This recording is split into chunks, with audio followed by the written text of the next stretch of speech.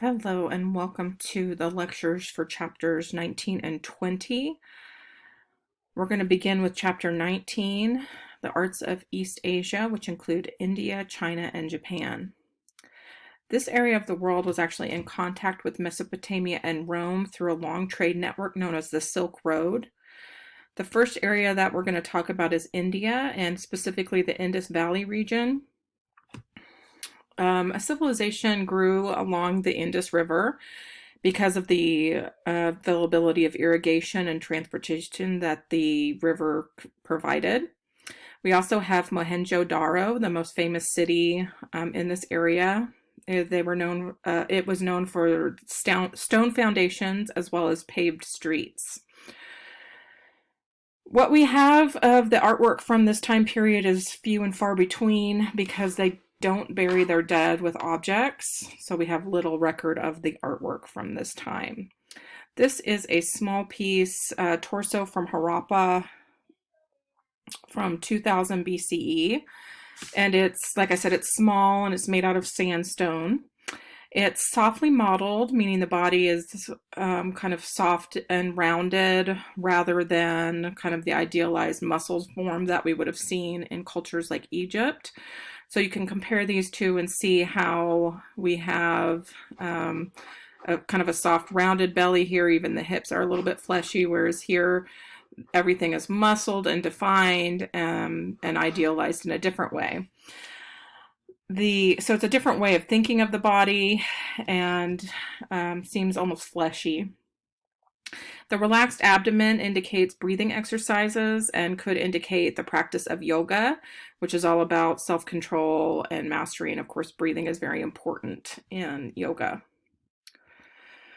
So Buddhism rose in this area out of descent to the Aryan religion that was present.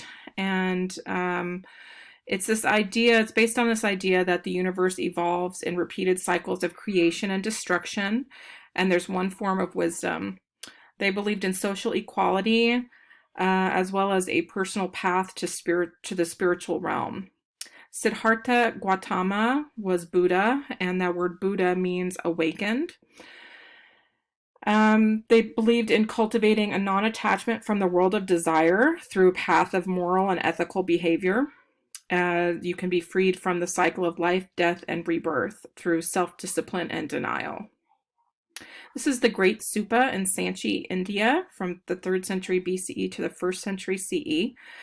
This actually houses part of Buddha's cremated remains. It's made out of a solid earthen mound and then covered with stones. It's one of many of these buildings throughout India.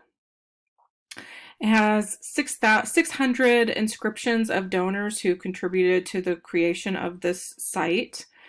And it has 2 fences that enclose 2 paths with gateways that you can walk through. And you walk around the stupa in order to be closer to Buddha, to his energy. So we're going to take a closer look at a detail of this gate, the East Gate. This is the East Gate with Yakshi from, again, the 1st century BCE. The crossbar of the gateway to the enclosure of the stupa has details of Buddha's life and his past lives.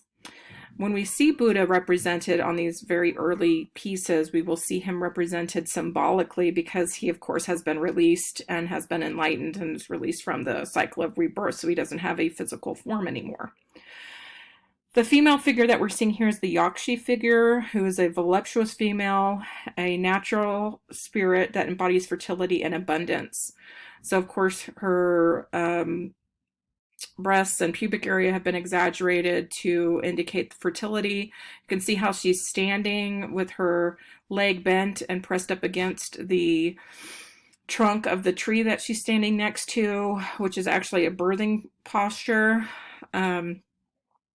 When we see that, it indicates birth.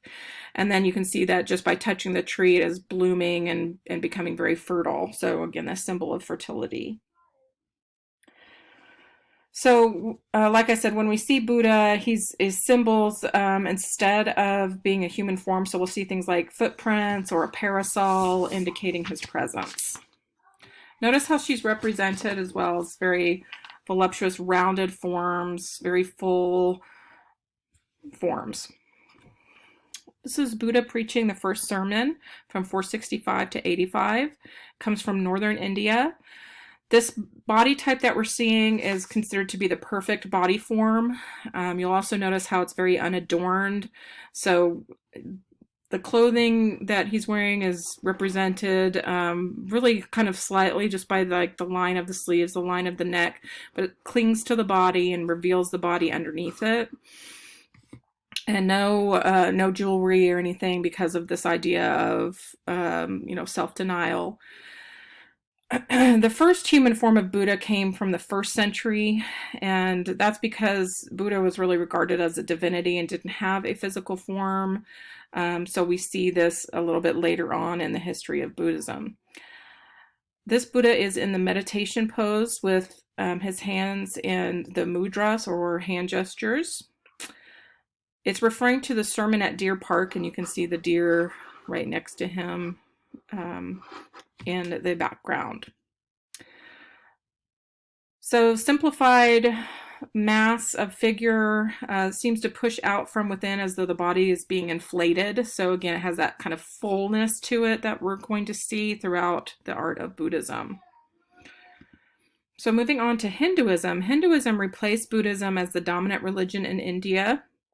And it's this belief in the cyclical nature of time, with the ultimate goal being release from that cycle that will be granted by a god in return for devotion.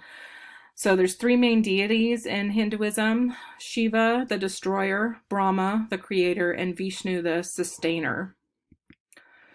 We're going to look at a temple, Kadriya Mahadeva Temple from 1000 CE.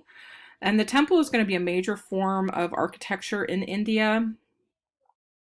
It has 2 parts: the porch, which we can see here, and then the main room, which is where the image of the god will be kept. That main room is known as the Garbha Griha. This is a monumental temple that's dedicated to Shiva. It has, you can see it has a stone platform that elevates its status, kind of separates it from the everyday world and raises it up. It has, over the porch, it has these 3 pyramid roofs that get bigger as you move towards the central main room. And the Garbha Griha is crowned by this very large, almost dome-like form that represents a cosmic mountain with caves, which is actually symbolic of the actual cave temples that were around during this time. Over the, so like I said, that large dome curving tower is over the Garbha Griha, and inside it houses the statue of the deity, which takes a sculptural form. And they really believed that the deity would come and inhabit the sculpture. The rounded projected form symbolizes procreative energy, and we will see that procreative energy echoed on the sculptures on the exterior of the building as well. The construction of the building is made out of post and lintel design, and it's a smaller scale, and it's really meant to be kind of more of an individual style worship. So this is an exterior detail, which when you look at it, you can see a lot of women being represented, a lot of loving couples in amorous positions. You're also going to see gods and goddesses being represented. Fullness seems to come from within, and the rounded forms, just like we saw with Buddhism, those figures are very rounded and full. So moving on to China. In China, we have the 3 major rivers: the Yellow, the Yangtze, and the Qi, and the interaction of 3 traditions: Confucianism, Taoism, and Buddhism. The formative period is the Shang Dynasty, which takes place between 1500 and 1050 BCE. This is where the history of China begins. Rulers ruled from along the Yellow River. And in 221 BCE, the Emperor Qin, Qin, united China for the first time. And this is actually the terracotta army that is part of the burial mound of the Emperor Qin, and it's kind of in front of it, and it consists of rows of thousands of lifelike soldiers that are all facing the east. The east was the direction of the enemy would have come and attacked. These were originally painted in lifelike colors and were there to protect the tomb. These were made of molds, so they would have individual molds for, like, the left arm, for example. They would have several different molds, and then they would pick which one they wanted to use, and then they would attach it to the body. So they were kind of individual molds so that each figure could be unique. So there's this idea of individuality here, but then they're all facing the same direction. They're all wearing similar clothing. So there's a uniformity there as well. You can see that there's also horses being represented in here that would have been in front of a chariot. There are different types of hairstyles that are representing the different ranks within the army that the figures would have been. So there was this belief that these soldiers actually would have protected the emperor in his afterlife. And this is just what's guarding the tomb. The tomb has not been excavated, so there's theories that there are underground cities and rivers in there. So it's kind of amazing to think about that this is just to protect the tomb. So like I mentioned, we have Confucianism and Taoism, as well as Buddhism present in China. But Confucianism and Taoism arose during the Han and the Six Dynasties period and attracted followers during the war period. The Han Dynasty overthrew the Qin Dynasty and ushered in Confucianism and Taoism. So Confucianism is dealing with the physical world. It was based on the teachings of the philosopher Confucius, which you may have heard of. The principal concerns here are a peaceful society as well as correct and respectful relations. So kind of outlining correct behaviors in the physical world. The Han integrated Confucianism as the official state philosophy / religion during their reign. Now, Taoism refers to Tao, which means the way, and it deals with the spiritual world, and it's concerned with bringing human life into harmony with nature and this kind of intuitive awareness of natural forces. They believe that the way of the universe flows through all creation, and that refers to the Tao. So this is an incense burner from the Han Dynasty from 113 BCE. It was found in the tomb of a prince, and it portrays paradise. It's this kind of mountainous island with small people being represented as well as animals. You can see lots of waves that are very stylized, kind of towards the bottom there. It was an incense burner, so smoke would have risen from it as it was being used to kind of create this almost otherworldly effect to it. So it's this idea of the Tao, being in touch with nature. Nature's being represented and really kind of swamps any presence of human or animal form. And we'll continue to see that throughout Taoist pieces. This is the admonitions of the instructress to the ladies of the palace from the 4th century. Here we're seeing Confucian lessons to ladies on correct behavior in court. The figures are represented with thin, even lines, and there's a spare use of color. And where you see color, it's broad areas of color with no shading. You'll also notice that there's no hint of setting.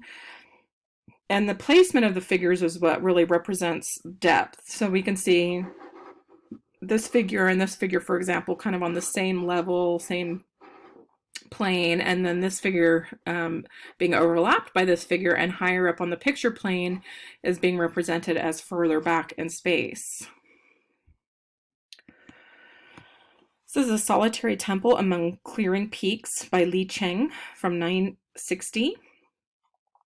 This is a painting done with ink, monochrome ink, It's very vertically based. We're seeing a scene with mountains in the background and then water kind of flowing throughout. You also see that there's mist and kind of clouds up in the mountains that kind of separate the foreground, middle ground, and background and makes kind of places for your eyes to rest as you move through the work. There are human figures present here, but you notice that they are very tiny and very kind of insignificant as nature is overwhelming the figures. And there's a real focus on the details of nature, which is, again, kind of referring to the ideas of Taoism and the path, the way. So we kind of are following this path up and through the nature that's being represented here. And again, kind of swallowing up the presence of the human figures and being kind of overwhelmed with the beauty and the magnificence of nature. So it's going to lead us into Japan. We're going to talk about, this figure is a Haniwa figure from the 3rd to 6th centuries. These would have been found in burial mounds, a lot of the times kind of in circles around the burial. They're made of very simple forms, and there's a focus on natural materials. So this is a theme that we're going to see throughout Japanese art: simple forms, natural materials. There's almost a naivety to how these figures are formed. You can still see the marks of the fingers of the person who made this. So there's not a real refinement, but rather this focus on simplicity and kind of leaving it more natural. And that is partly because of their religion that they had in the very, very early kind of prehistoric times of Japan, which is the Shinto religion. The Shinto religion is this kind of belief that deities exist in the natural world. So things like a rock or a stream could be a deity, could house a deity. This is a shrine, a Shinto shrine in ice from the 1st century. You'll notice that it seems to be in really good shape for being built in the 1st century. That's because it's rebuilt every 20 years as a ritual renewal. It's a shrine to the sun goddess, and actually based on early greeneries that we would have seen in Japanese architecture. It's made out of a natural material of wood, and the wood is left unpainted, as you can see. Simple shapes. You have simple, when you see columns here, for example, they're just simple, unflared, unadorned columns. But it's very refined. The craftsmanship here is very refined, and the building has sculptural proportions as well as spatial harmonies. Inside the shrine is meant to be seen only by the imperial family and priests. It houses a sword, mirror, and jewel as symbols of Shinto religion. And like I said, that Shinto religion is the indigenous religion in Japan. So during the Heian period from 794 to 1185, we're going to see the culture become more refined and sophisticated, especially when we're talking about the culture of the royal court. The most important art form during this age would have been poetry. The image that we're looking at here is an illustration of an epic poem called The Tale of Genji by Lady Murasaki.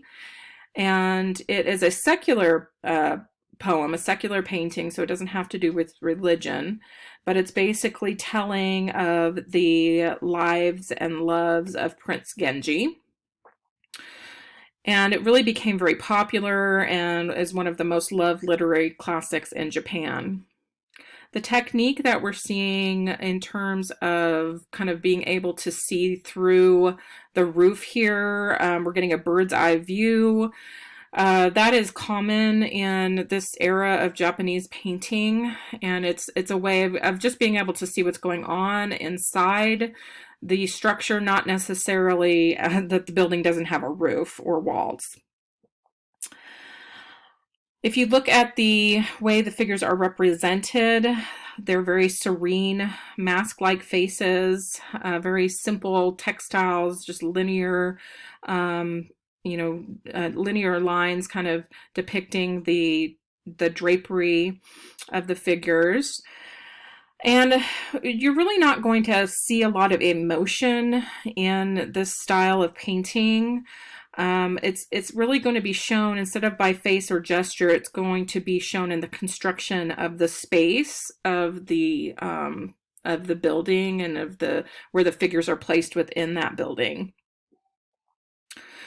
Japanese work focused on emotionally charged moments of human relationships rather than relaying lessons. Notice the flat fields of color, broad areas of color, but we still see rich ornaments and textiles of the Japanese kind of upper class lifestyle. Then we're going to move on to the 12th century, in which a civil war between clans with armies of the 7 clans erupted. The military capital is at Kamakura, and the Kamakura period is from 1185 to 1392. And this is the burning of the Sanjo Palace from the late 13th century. It's a dramatic episode on a hand scroll that portrays many scenes of the battle, and it was designed to tell a story. As the scroll unfolds, it builds from simple to complex events. So this is a little bit later on in the scroll because we have the dramatic climax here being represented. And the colors that are used, this black and the red, really emphasize the excitement. And there's minute, realistic detail present within this scroll. So in the Momoyama period from 1568 to 1603, we have the rule of 3 strong leaders. It's a turbulent time, but a time of splendor in the arts. We're going to see castles and fortresses that are being built and needed to be decorated. And traditional folding screens are being created to provide privacy by separating areas within the room and really become a major focal point in the interior design of these large structures. This is one example of a folding screen, Cypress Trees by Kano Itoku from the 16th century. He was one of the most influential artists during this time and is known for his use of bold and highly colored imagery. The gnarled tree here in the foreground really covers the entire screen from left to right or right to left. In the background, you can see there is a mountain, but it's kind of separated from the foreground by these clouds. They're stylized, kind of almost unnatural looking clouds, very billowy and full. And then we have another side of the Momoyama period, and it's more of this hushed and understated monochrome painting that we see here by Tahaku Pine Wood from the 16th century. It has a great simplicity to it. Again, the focal point is trees, and then you have this mist throughout this forest. And the paper seems very full because it has this sense that we're seeing the trees through the mist, and the mist is kind of taking over the atmosphere. But it's really, it's empty because all that's been painted here are a few trees, and the majority of the paper is just left white. So it's this really kind of interesting contrast between this feeling of fullness, but the paper actually being empty. And then we have the Edo period. The Edo period is known as art for everyone, and it's taken place between 1603 and 1868, and still actually is present in present-day Tokyo.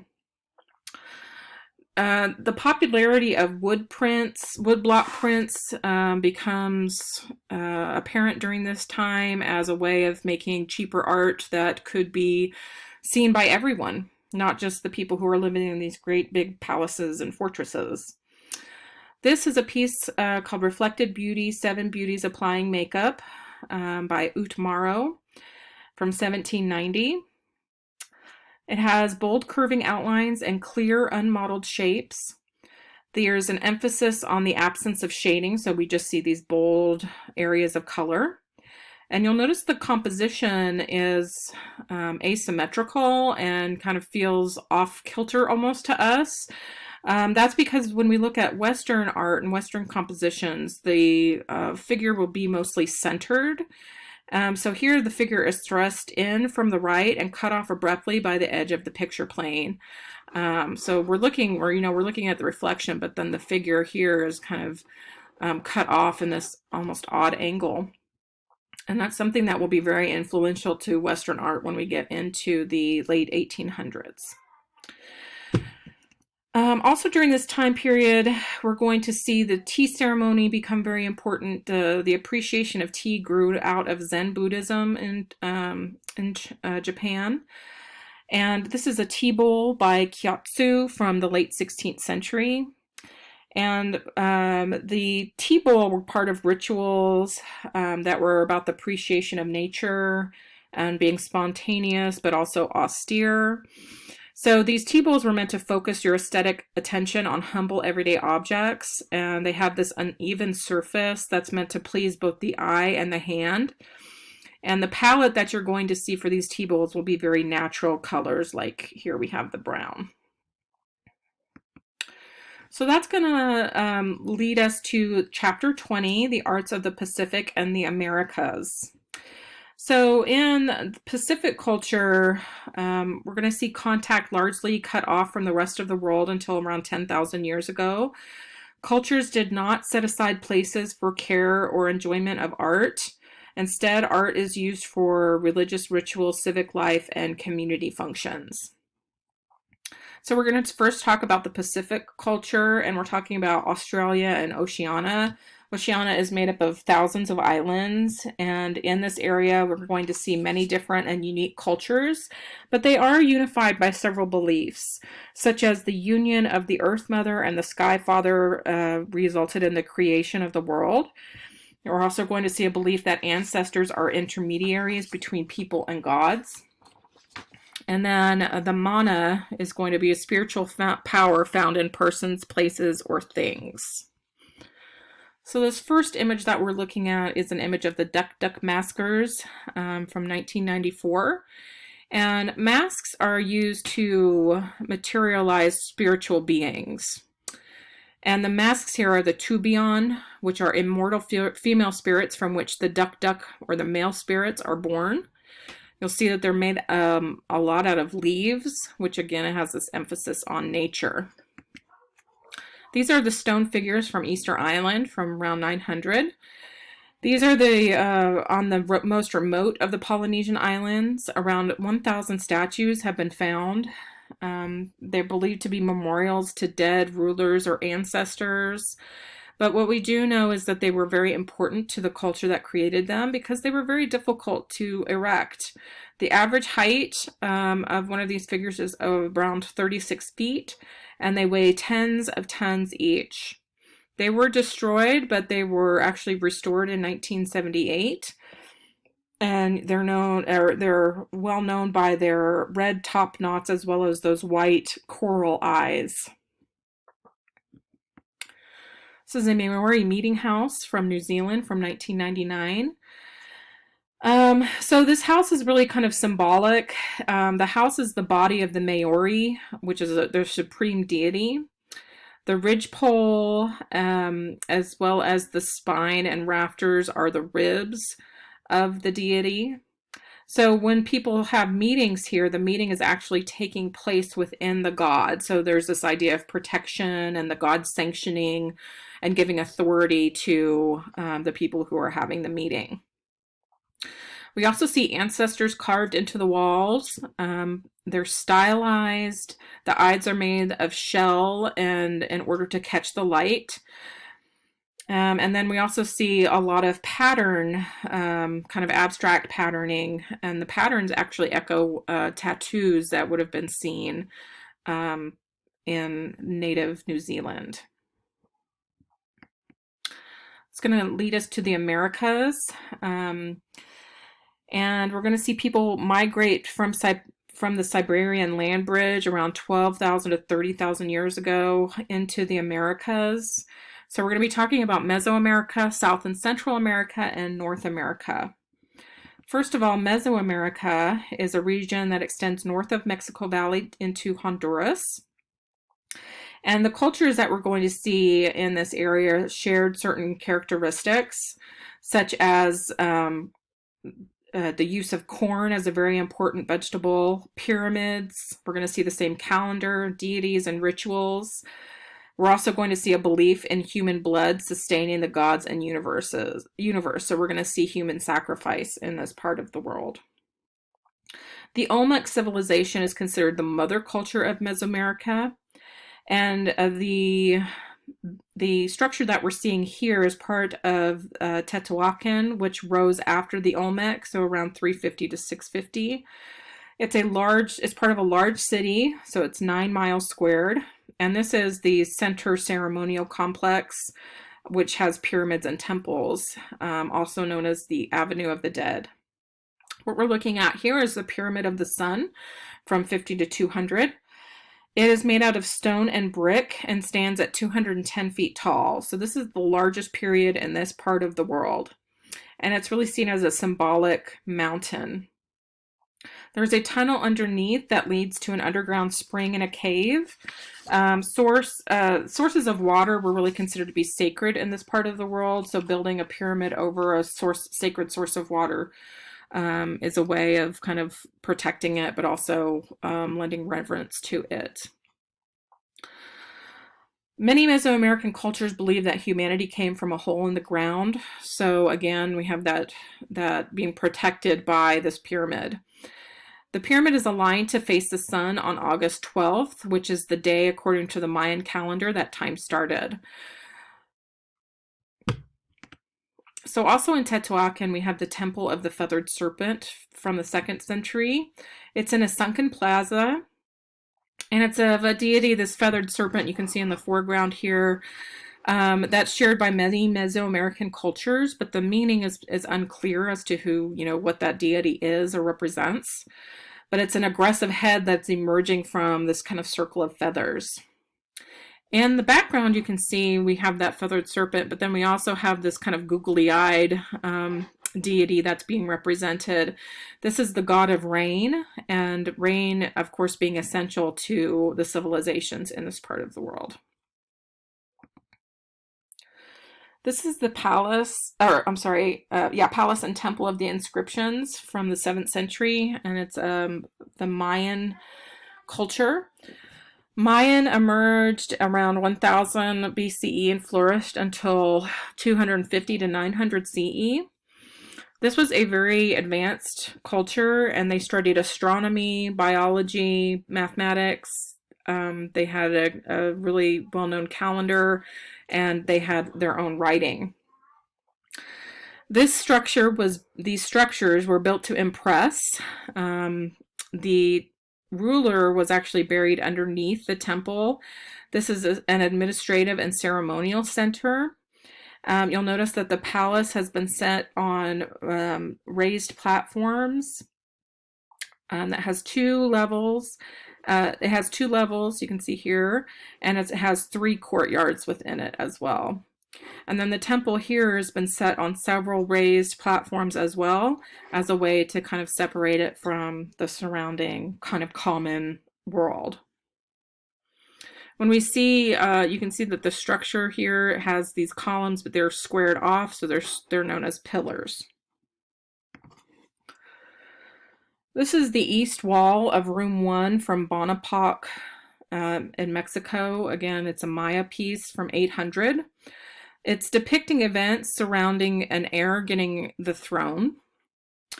In the upper band, we're seeing lords and nobles in white capes and with feathered headdresses. The vertical panels here are revealing names. And this is actually representing the types of ceremonies that took place within the Mayan culture. And Mayan art is almost all concerned with their history and kind of representing events that were going on. In South and Central America, we have Machu Picchu from the Incan culture from 15th to 16th century. The Incas were best known for their dry masonry skills, and they had, so what I mean by dry masonry is that they were stacking stones and kind of making them fit together like little puzzle pieces. They're not going to use mortar or anything to hold them together. They're also known for having stone-paved roads. They're known for their amazing textile, sculpture, and metalsmithing. Machu Picchu is set in the Andes Mountains, and the builders actually leveled the area to build this city on. The architecture is actually related to the setting, and you can see, you know, it's leveled here, but then you have these rows and levels, these kind of platforms that are responding to the shape of the mountain and the natural surroundings. Respect for stone was an integral part of the Incan culture, as they believed that stone and humans could change into each other. In North America, we're going to see a lot of perishable materials being used, such as wood and fiber. And we also have the absence of large cultural centers. So we're not going to see a lot of ancient artwork from this time or from this area because of the perishable materials. This is an earlier piece, though, so it's the Great Serpent Mound from Ohio and the Adena culture from 100 BC to 500 CE. So this culture flourished from around the 2nd to the 6th century CE, and we're going to see large burial mounds contain rich art offerings. And this particular piece was actually first outlined with stone, and then they would have piled dirt in between the stones. Notice the spiral tail and then a curving body with open jaws holding an oval object. So here's the spiral tail, and then you can see the serpent. And then here we have the open jaws with the oval object. It's really interesting that they created these pieces, as, you know, the shot that we're seeing was probably taken by a helicopter. And they didn't have helicopters, obviously, back then. So how would they be able to see this entire piece? Well, they probably couldn't. So it kind of indicates to us that it was probably made as some sort of ceremony or part of a ritual. This is a tabbed skin bag from the Eastern Great Lakes culture from 1790. It's done with quill work. Quills from porcupines and birds have been softened and dyed to make this. It represents the 3 levels of existence. So we have kind of the underworld represented down here, life on earth represented here, and then the deity, sky deity known as Thunderbird, represented up here.